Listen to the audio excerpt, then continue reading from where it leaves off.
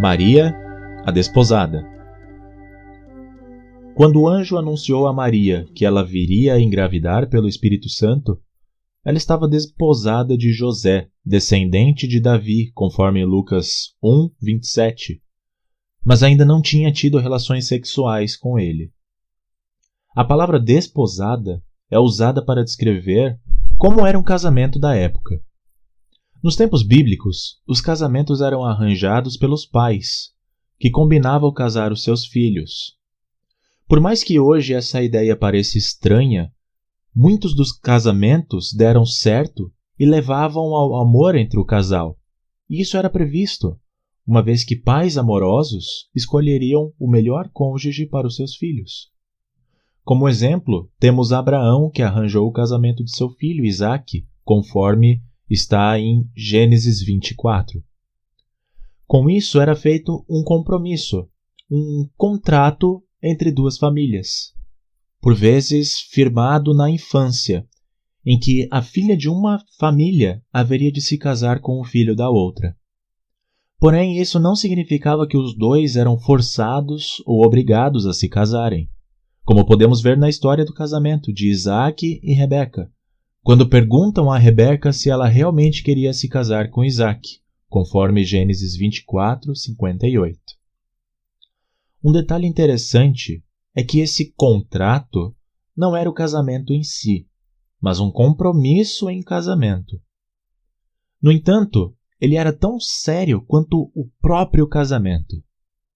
Hoje seria uma espécie de noivado, em que o noivo já se dizia marido da sua prometida e não poderia desfazer o acordo, a não ser por meio de uma carta de divórcio. A história de José e Maria nos dá um bom exemplo disso, pois embora eles estivessem apenas prometidos em casamento um ao outro, José teria que se divorciar de Maria para romper o relacionamento, conforme Mateus 1:18 e 19. É importante, porém, dizer que, no período do contrato de casamento, os noivos não poderiam jamais ter relações sexuais. Qualquer gravidez nesse período seria uma grave desonra para a moça e para toda a família dela. Logo, a informação de que Maria estava grávida gerava mais problemas do que felicitações naquela época. Quando José descobriu que sua noiva Maria estava grávida, quis romper o noivado. E se não fosse a intervenção do anjo, José a teria abandonado. Além de abandoná-la, ele tinha o direito de acusar Maria de adultério, afirmando que o filho não era seu. Com isso, Maria correria o risco de ser apedrejada, mesmo que os judeus de seu tempo não tivessem mais o direito de exercer a justiça com as próprias mãos.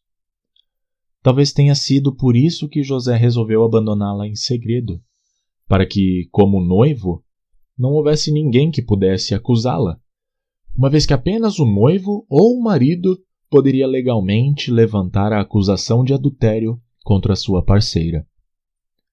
Se ele desaparecesse, não haveria meios legais de punirem Maria. Contudo, ao ouvir o anjo, José mudou de ideia e resolveu não abandonar a sua noiva.